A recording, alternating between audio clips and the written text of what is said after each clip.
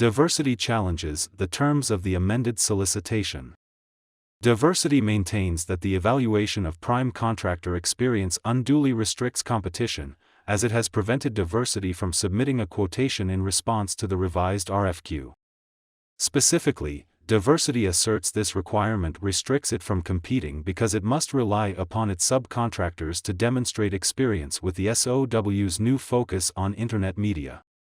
The agency asserts that the goal of this experience evaluation was to determine whether the prime contractor has the necessary experience to perform the contract. The agency explains that the work contemplated by this contract involves managing the public face of the agency in a wide range of highly visible marketing efforts, and thus, the prime contractor, who will be directly answerable on these projects, must have adequate experience in this type of work. Given the high visibility of the work, the agency states that it has a clear business need to reduce its risk by ensuring that the agency has a direct contract with a firm that has experience performing projects of similar size, scope, and complexity to the work being performed here. In FSS buys, as in other procurements, a contracting agency has the discretion to determine its needs and the best method to accommodate them. Where a protester challenges a solicitation provision as unduly restrictive of competition, the procuring agency must establish that the provision is reasonably necessary to meet the agency's needs. We examine the adequacy of the agency's justification for a restrictive solicitation provision to ensure that it is rational and can withstand logical scrutiny. The determination of a contracting agency's needs, including the selection of evaluation criteria, is primarily within the agency's discretion, and we will not object to the use of particular evaluation criteria so long as they reasonably relate to the agency's needs in choosing a contractor that will best serve the government's interests.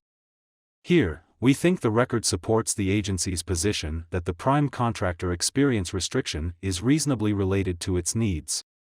In this regard, the agency claims it needs to limit the risk of unsuccessful performance with respect to its high-visibility project, and as we have concluded in similar circumstances, the agency's desire to reduce the risk of unsuccessful performance can be rationally achieved by restricting consideration of experience and past performance to the firms contractually obligated to meet the agency's requirements. An agency's decision not to consider team members' experience and past performance is not unduly restrictive of competition, and an agency's concern with limiting risk of unsuccessful performance by favoring experience of firms that will be in privity with the government reasonably relates to agency's needs in choosing a contractor that will best serve its interests with respect to a complex project. Given this, we find nothing improper about the RFQ provision that restricts the agency's evaluation of experience to the prime contractor. While the protester contends that it cannot compete under the amended RFQ, the fact that a requirement may be burdensome, or even impossible for a particular firm, does not make it objectionable if it meets the agency's needs.